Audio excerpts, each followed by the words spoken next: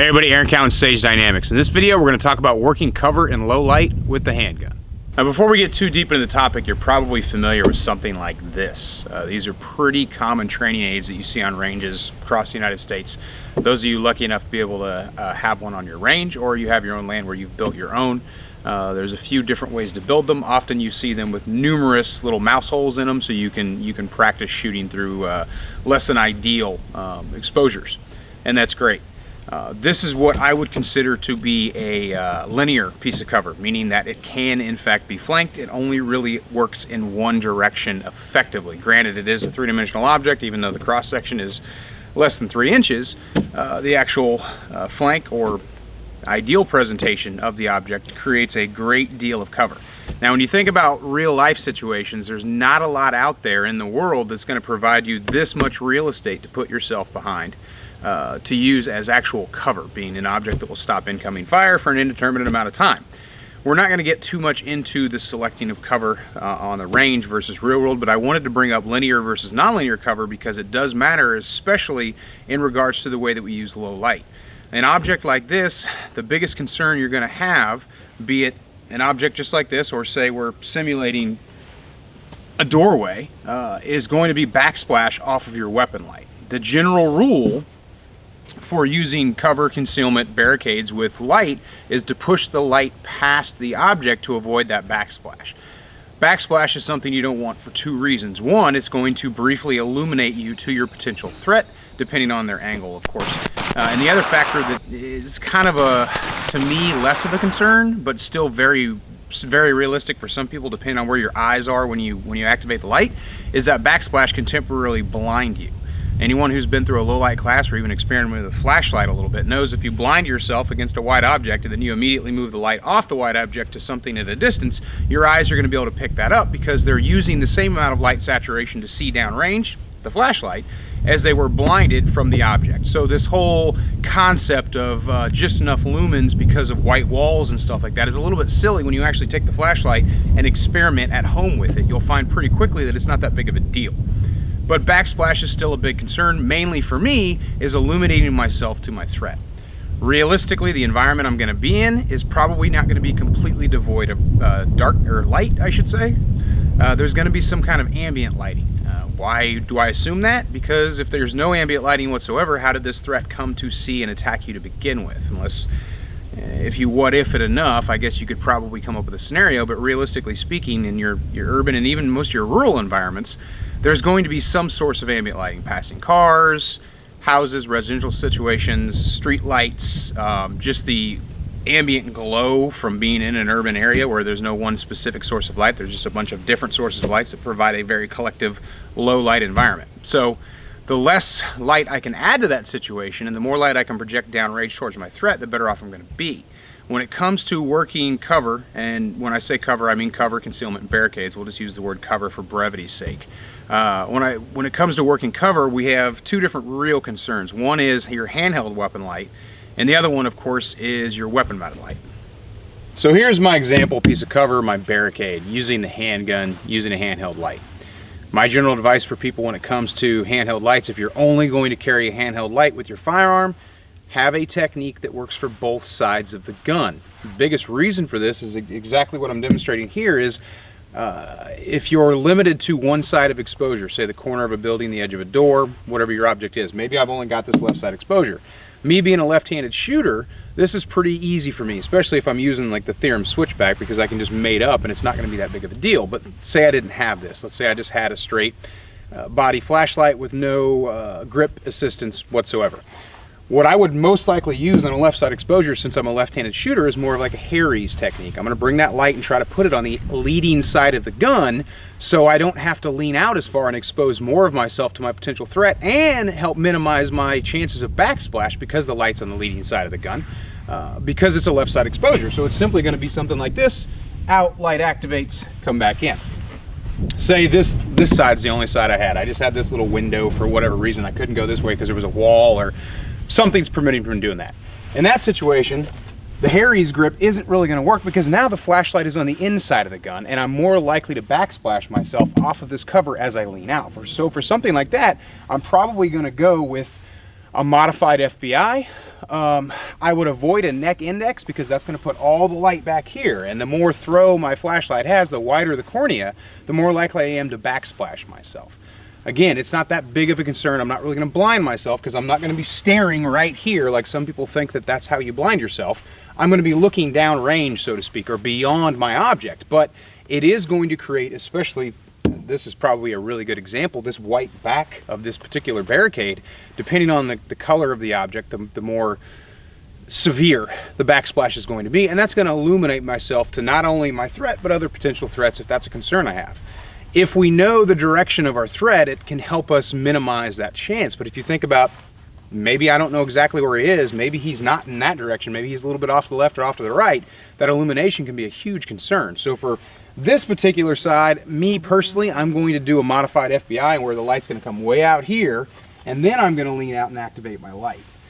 I'm not really going to get into the misinformation and misunderstandings of the bad guy's going to shoot at the light.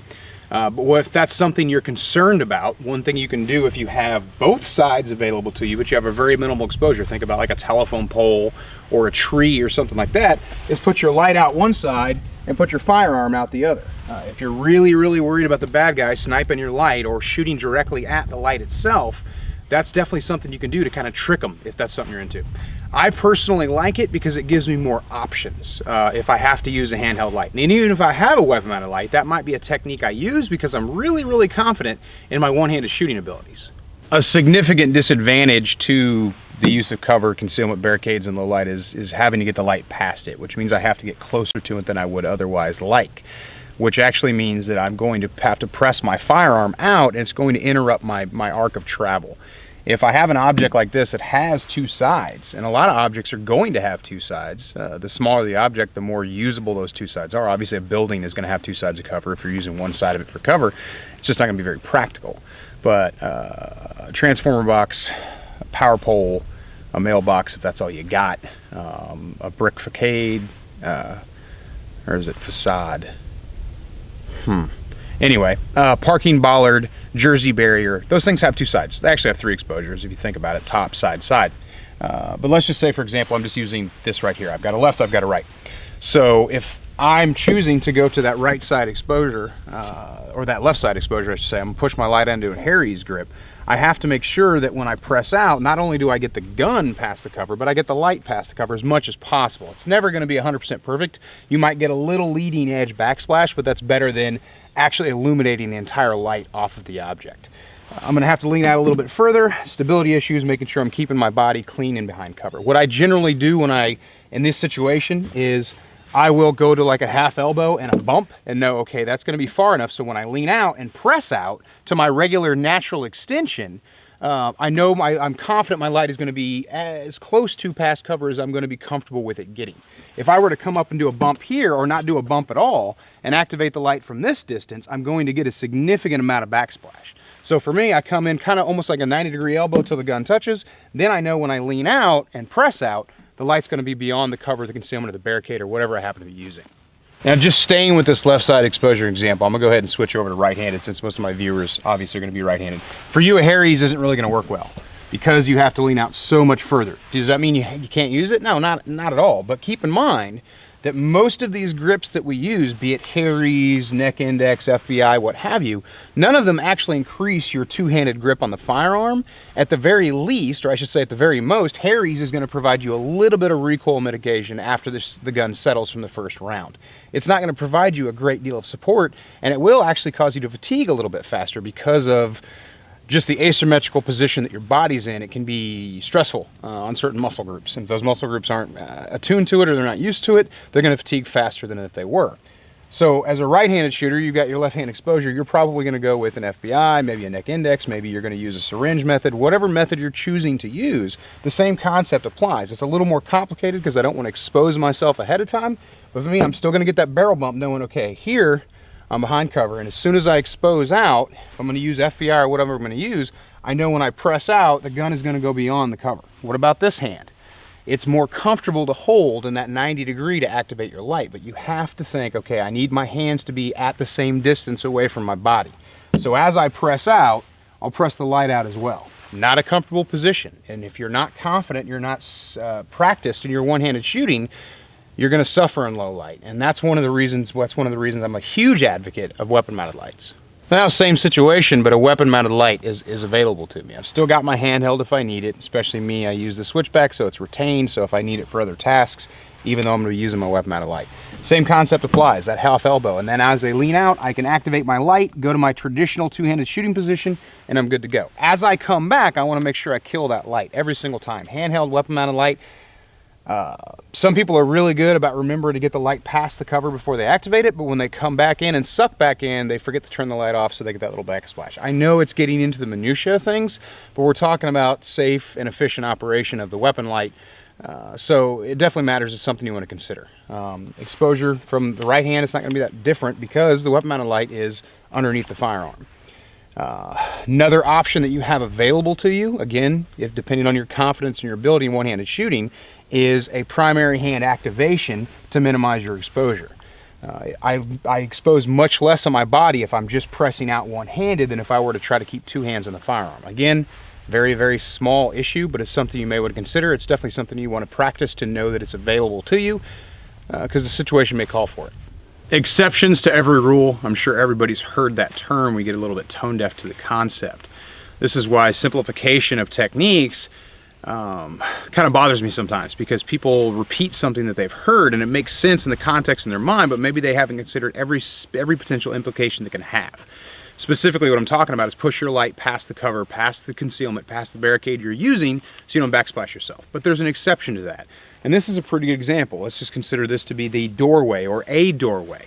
Not getting into the details directly about the lighting conditions on either side of the door, but just consider the fact that this is at direct odds with the concept or the technique of slicing the pie, basically working the angles from both sides of the door to see as much of that room as possible.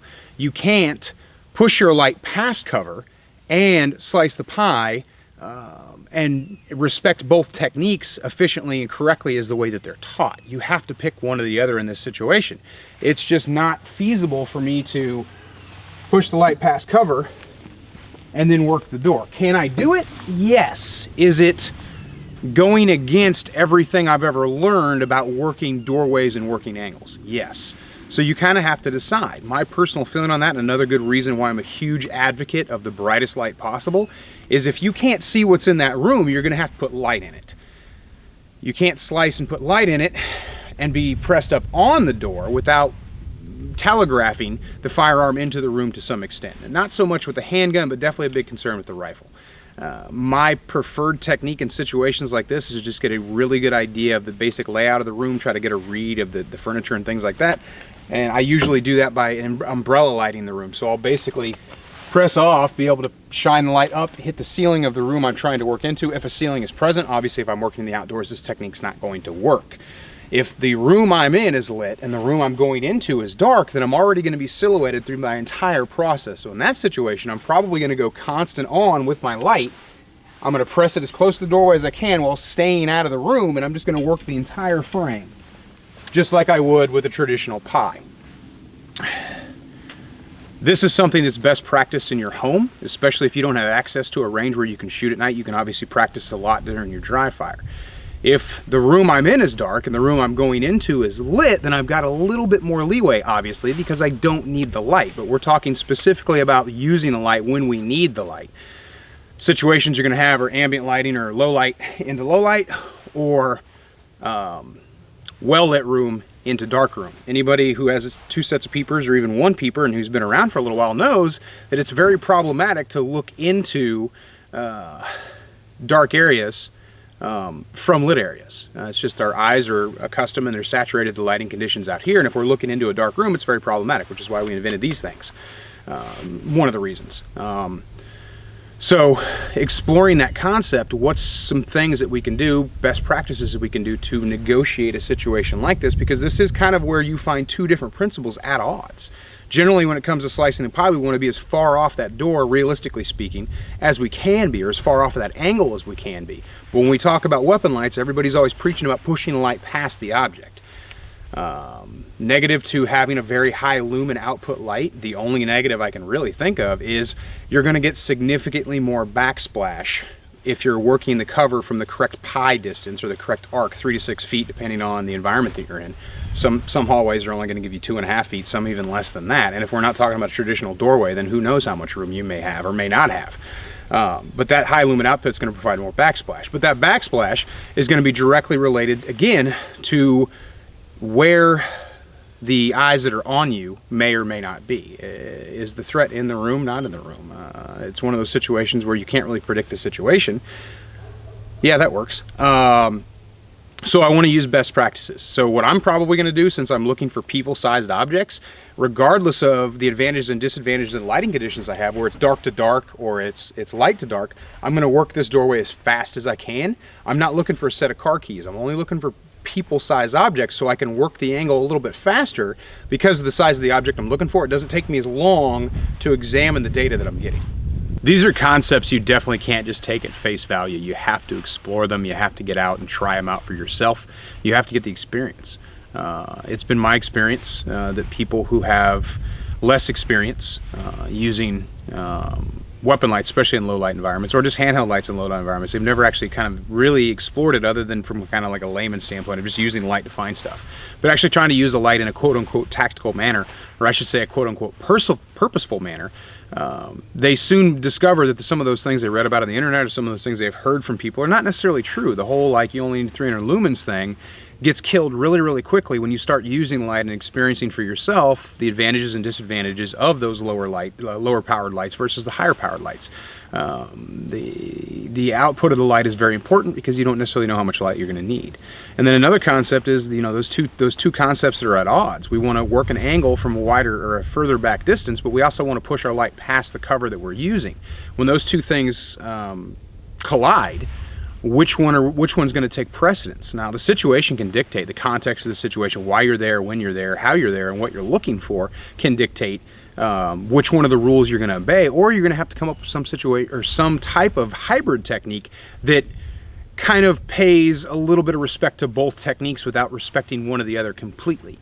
So some things are just not going to be as textbook as we would like them to be. And the easiest way to really understand this, you can use your own house as soon as it gets dark and a flashlight and just work those angles and come up with the best practices for you for how you're going to explore using those techniques if you have to use them. And let's be honest, for most of us, if we're going to use low light techniques, it's probably going to be in our own home. If you don't work in a profession where you're responding to burglary calls or going after suspects or serving warrants, then these low light techniques are probably, at least when it comes to working inside a dwelling, is going to be served best inside your own home. You already know the floor plan, so you can kind of come up with a plan based on that. Outside of the home, working low light in a ambient light environment such as a parking lot, a shopping center, something like that, obviously that complicates things because it increases the amount of angles and it increases the amount of varied lighting conditions. You may find yourself with your 300 lumen light being like, okay, it doesn't push through these barriers of light that I'm interacting with, and I can't get positive identification on that which I'm trying to identify, or I'm pushing my light past one object and then it's backsplashing off of a second object because all these things, all these angles and all these objects are in such close proximity to each other.